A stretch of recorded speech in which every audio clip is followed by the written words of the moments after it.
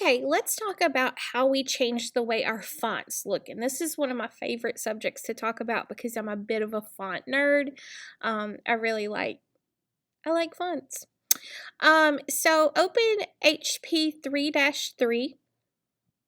And when we think about fonts, we have to think about our websites looking the same no matter who is viewing it or from what device they are viewing it from. And there are literally millions of different fonts. We need to make sure that those fonts are installed on the person's computer, or we give them a way to link to those fonts. So be mindful when you create your own websites, but in the beginning, we're going to stick to some standard fonts. So let's take a look at some different types of fonts.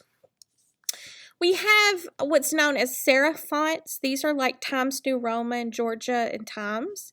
We have sans serif fonts, which are like Arial, Verdana, and Geneva.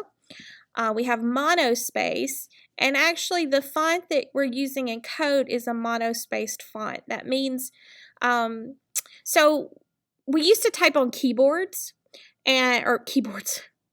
typewriters, derp.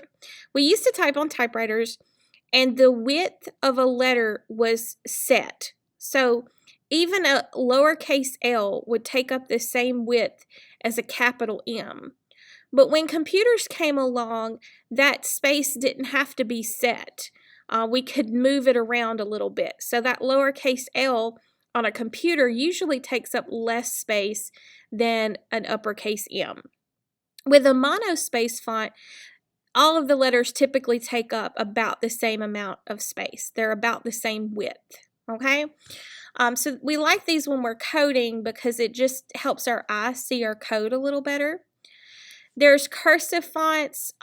These are sometimes useful, but I hate Comic Sans. And there's lots of jokes about that. Let me find you one. Here's a joke about Comic Sans. Comic Sans is never an acceptable. Oh, there's a typo. I didn't make this. I just found it on the internet. I thought that was kind of funny. Here's another one. Please keep the door closed. Please don't use Comic Sans. We're a Fortune 500 company, not a lemonade stand. Haha. Now, I won't be terribly disappointed. There is a time and a place for Comic Sans, but it's usually not in a professional setting. And then there's things like fantasy, which are like those Joker Man, those curly fonts. So sometimes we like to use these fancy fonts because we don't see them a lot, but we always need to be mindful of how easy our text is to read. How does the viewer see our text? So while we're here looking at the different types of fonts, let's point out the difference between a serif font and a sans serif font. Sans is Latin for without. So a sans serif font is without the little hook. These little hooks were invented typographically speaking because they help your eye flow along letters easier. So for paper, typically a serif font is better. You may notice that your articles are typically written in a serif font, or your books or things like that. When we're looking at a computer screen, typically a sans serif font is easier to read. And notice it doesn't have those little hooks on it like a serif font does. Okay, so that's the difference between serif and sans serif. Now, my favorite personal font is Helvetica, and there is a whole 3-hour documentary about Helvetica that exists somewhere out there in the etherwebs. So if you ever want to become a font nerd like myself, you can learn all about these fonts and how they were created. I think it's pretty interesting, but most people think it's boring. So let's get back to work. We're at HP 3-3, and we are going to add some CSS styling to change the way that our fonts appear. Now, this is on page 93 if you want to follow along with me in your book.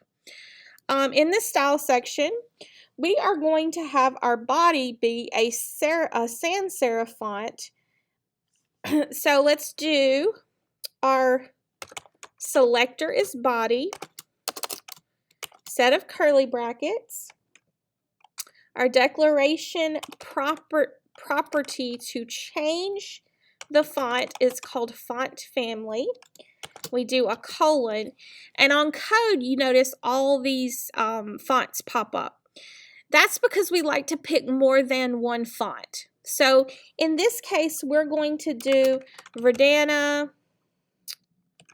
Arial, Sans Serif. Now, why do we do this? Well, if someone views our website and they do not have Verdana installed, then it will look for an Arial font. If there is not an Arial font installed, then it will look for a sans serif font. And that helps ensure that our website looks the same no matter who is viewing it and no matter what device they're viewing it from. Okay? So once we have that, let's view in a browser and see what this looks like. So right now, it looks like this. And if we refresh, you'll see the font changes. And now it looks like this.